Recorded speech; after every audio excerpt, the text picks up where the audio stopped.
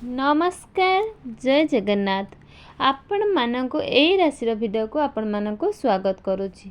एही राशि भिडियो माध्यम जानिबा 19 जुलाई 2024 शुक्रवार एही दिन जाक बाकी प्रभु जगन्नाथ बलभद्र माँ सुभद्रांकर नीलाद्री विजय करने जाउछंती। एही दिने अनेक प्रकार शुभ जुग सृष्टि होबाकू जाउछि। तेबे दर्शक बंधु गुंडीचा परे माउसी माँ पुरु तीन दिय जगन्नाथ बलभद्र माँ सुभद्रा बाहुड़ा यात्रा सारी जगती उपरे विजय करिथांती। एकु जहाँकि कुहाଯାଏ नीलाद्री विजय। तेबे दर्शक बंधु गुंडीचा दिन रथ यात्रा को गुंडीचा माँ बाहुड़ा यात्रा बड़ दांड को लेउटी थांती। पवित्र रथ यात्रा अंतिम पर्व होउचंती नीलाद्री विजय। रथ उपरे सुनावेश अधरपणा शेष होगा पर शुक्रवार दिन जहाँकि गोटे पहंडी चतुर्थ मूर्ति श्री मंदिर को रत्नवेदी को प्रवेश करेंगे। टाइया लगाई श्री मंदिर को रत्नवेदी को विजय करेंगे। एथि सहित वर्षर रथ यात्रा संपूर्ण हब। तेबे दर्शक बंधु एही दिन जहाँकि अंततः शुभ जुग सृष्टि होउची। एही दिन धन जुग सहित ब्रह्म जुग मध्य सृष्टि होउची। रवि जुग भी सृष्टि होउची जहाँकि अत्यंत शुभ जुग। जहाँकि अत्यंत तीनोटी शुभ जुग किछि राशिर व्यक्ति विशेष मानक पई। एही राशि व्यक्ति विशेषकर भाग्य अचानक भाव में बदलिबाकू जाउछंती। प्रभु जगन्नाथଙ୍କ कृपारु एही राशिर व्यक्ति अत्यंत भाग्यशाली होबाकू जाउछंती। एही राशिर भाग्यशाली राशि सफलता मिलिबा सहित समस्तଙ୍କୁ एबेठारु समस्त प्रकार दुख कष्ट समस्या दूर होबाकू जाउछि। एही सब राशिर व्यक्ति मानकर अत्यंत आर्थिक स्थिति मजबूत होबा सहित आकस्मिक भाव में धन प्राप्ति होबाकू जाउछि। परिवार सुख समृद्धि भरवा सहित सुख समृद्धि मान सम्मान वृद्धि होबाकू जाउछि जहाँकि प्रभुको जगन्नाथଙ୍କ कृपारु एही राशिर माने व्यक्ति मान भाग्यशाली होबाकू जाउछंती। सेही सब भाग्यशाली राशि विषय जानिया पई आपण मानकू अनुरोध मोर भिडियोटी को प्रथम शेष पर्यंत देखंतु जहाँकि आपणक राशि थिले आपण निश्चित जानि पारिबे। सेहीपरि दर्शक बंधु एही चैनल न्यू अच्छे सर्वप्रथम चैनल को सब्सक्राइब करंतु। भिडियोटी को लाइक करी कमेंट बॉक्स रे जय जगन्नाथ लिखिबा को जमार भी भूलिबनी। प्रभु जगन्नाथंकर कृपा सदा सर्वदा आपणक ऊपर एमती थाउ। प्रभु को जगन्नाथंक कृपारु सदा सर्वदा आपण खुशी रे समय काटंतु। ताले दर्शक बंधु चलंतु जानिबा सेही भाग्यशाली राशि विषय। प्रथम भाग्यशाली राशि होउची जहाँकि मेष राशि। तेबे दर्शक बंधु मेष राशि व्यक्ति मानक पई अत्यंत शुभ जुग सृष्टि होउची। एही जुगर धन जुग ब्रह्म जुग एवं रवि जुग सृष्टि होइतिबा कारणरु प्रभु जगन्नाथଙ୍କ कृपारु मेष राशि व्यक्ति माने अत्यंत भाग्यशाली होबाकू जाउचंती। एही राशि पारिवारिक समस्या सुख समृद्धि भरी होबाकू जाउची। एही राशि व्यक्ति मानक पई राजनीतिक क्षेत्र में अत्यंत सफलता पाइबार जोग बनुअछि। कौनसी क्षेत्र में आपनको अचानक भाव में धन लाभ होबार जोग रही। सेहीपरि चाकरी क्षेत्र में आपणक पई अत्यंत शुभ फल मिलिबो जहाँकि आपणको उच्च पद्धति मिलिबा सहित आपणकर दरमा बुद्धि मध्य अत्यंत संभावना रही। सेहीपरि समस्तंकर आर्थिक समस्या भी दूर जहाँकि एही सब आर्थिक स्थिति अत्यंत मजबूत रहिबो एवं आपणकर शुभ समय थिबारु परिवार सुख समृद्धि भरी रहिबा सहित आपणकर समाज रे मान सम्मान वृद्धि हो। एही समय आपण कौनसी एक दूर स्थित स्थान भ्रमण करि जिबार अत्यंत जुग रही। सेहीपरि एही समय आपण मानक परिवार सहायता सहित नूतन व्यवसाय मध्य आरंभ करि पारंती। जगन्नाथଙ୍କ कृपारु आपणको बहुत शुभ संयोग सृष्टि होबा जाउची। नूतन जानमान भूमि अत्यंत जोग अछि किनिबारे। तेबे दर्शक बंधु एही राशिटी आपण मानकर होइते सहानुभूति रे आपण जय जगन्नाथ लिखिबाकू जमार भी भूलिबेनी। प्रभुको जगन्नाथ कृपा सदा सर्वदा आपणଙ୍କ उपरे रहिथो एमती रहिथाउ। द्वितीय भाग्यशाली राशि होउचंती मिथुन राशि। मिथुन राशिर व्यक्ति मानक पई अत्यंत शुभ समय आरंभ होबाकू जाउची। एही नीलाद्री विजय ठारू प्रभुको जगन्नाथଙ୍କ कृपारु एही राशिर व्यक्तिଙ୍କର भाग्य अत्यंत उल्लास होबाकू जाउची। एही समय आपणकर अटकी रहित समस्त कार्य पूर्ण होबाकू जाउची। एही समय आपण मानको अनुकूल थिबारु आपण माने नूतन व्यवसाय आरंभ करिबार मध्य अत्यंत जोग रही। आपण को शांति एकरता सहित आपण काम करंतु कौनसी क्षेत्र खुशी खबर मिलिबार अत्यंत जोग रही। आपण मानकर एही आर्थिक स्थिति मध्य अन्यत उन्नति हब। सांग साथी सहित गहल अतिबाहित करि पारिबे। दाम्पत्य जीवन में सुख समृद्धि समय काटि पारिबे।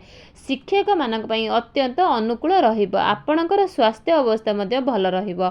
ଏହି ସମୟରେ ପରିବାରର ସୁଖ ସମୃଦ୍ଧି ବି ଭରି ରହିଥିବା ସମାଜରେ ମଧ୍ୟ ଆପଣଙ୍କର ମାନ ସମ୍ମାନ ପ୍ରତିଷ୍ଠା ହେବ। ଆକସ୍ମିକ ଭାବରେ ଧନ ପ୍ରାପ୍ତି ହେବାର ଯୋଗ ରହିଛି। ସେହିପରି ଆପଣଙ୍କର ପୂର୍ବରୁ କୌଣସି କୋର୍ଟ କଚେରୀ ମାମଲା ଲାଗି ରହିଥିଲା ତେବେ ଆପଣଙ୍କ ପାଇଁ ଶୁଭ ସମୟ ଆରମ୍ଭ ହେବାକୁ ଯାଉଛି।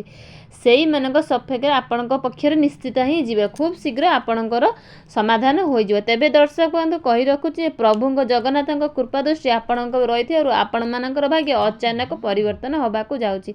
ଆପଣମାନଙ୍କର ଭାଗ୍ୟ ପୂର୍ଣ୍ଣ ସାଥ ଦେବାକୁ ଯାଉଛି। ଆପଣଙ୍କ ସମସ୍ତ କାର୍ଯ୍ୟ ସଫଳତା ପାଇପାରିବେ। ତେବେ ଦର୍ଶକ ବନ୍ଧୁ ଆପଣଙ୍କ ଯଦି ଏଇ ରାଶିଟି ହୋଇଥାଏ ନିଶ୍ଚିତ ସ୍ୱୟଂ ହୃଦୟରେ ଜୟ ଜଗନ୍ନାଥ କମେଣ୍ଟ ବକ୍ସରେ ଲେଖିବାକୁ ଜମାରୁ ବି ଭୁଲିବନି।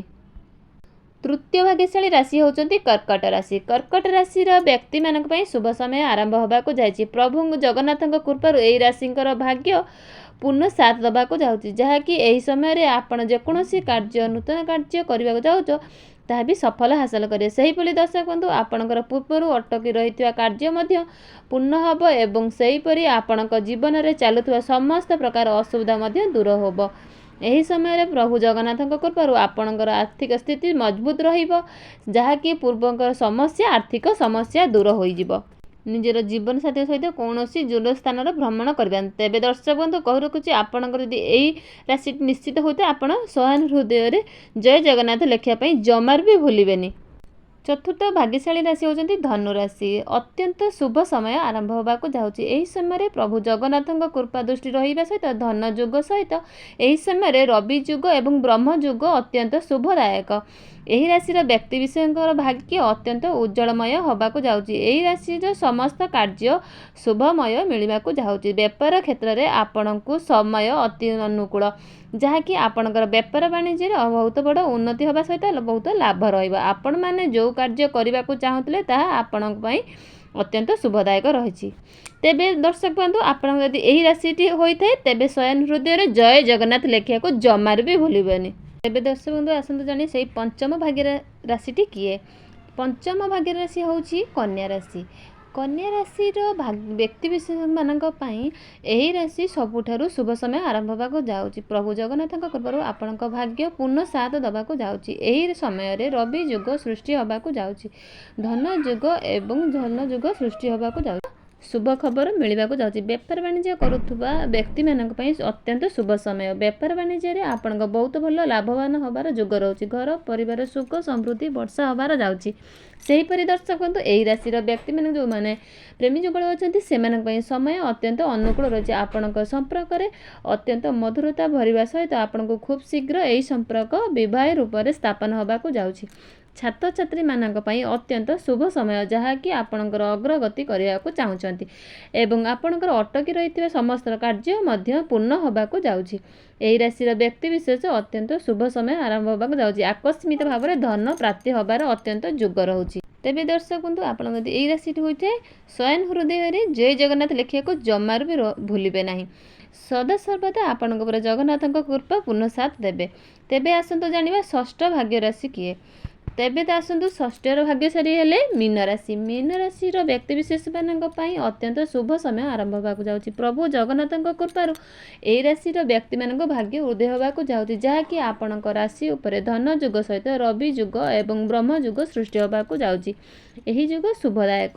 ଏହି ସମୟରେ ଆପଣ ଅଟକି ରହିଥିବା ସମସ୍ତଙ୍କର କାର୍ଯ୍ୟ ଖୁବ୍ ଶୀଘ୍ର ପୂର୍ଣ୍ଣ ହେବାକୁ ଯାଉଛି ଏବଂ ସେହିପରି ଧନ ଯୁଗ ସୃଷ୍ଟି ହେବା ଦ୍ୱାରା ଆପଣଙ୍କର ଆର୍ଥିକ ଉନ୍ନତି ହେବା ସହିତ ଏବଂ ସେହିପରି ବ୍ୟକ୍ତିବିଶେଷମାନଙ୍କ ପାଇଁ ବେପାର ବାଣିଜ୍ୟ ପାଇଁ ଅତ୍ୟନ୍ତ ଶୁଭ ସମୟ ଆରମ୍ଭ ହେବାକୁ ଯାଉଛି, ଯାହାକି ଆପଣଙ୍କର ବେପାର ବାଣିଜ୍ୟରେ ବହୁତ ଭଲ ଉନ୍ନତି ହେବା ସହିତ ବହୁତ ଭଲ ଅର୍ଥ ଲାଭ ହେବାକୁ ଯାଉଛି। ସେହିପରି ଦର୍ଶକ ବନ୍ଧୁ ଏହି ରାଶିର ବ୍ୟକ୍ତିମାନେ ଚାକିରି କରିଛନ୍ତି ତେବେ ସମୟ ଆପଣଙ୍କ ପାଇଁ ଅନୁକୂଳ।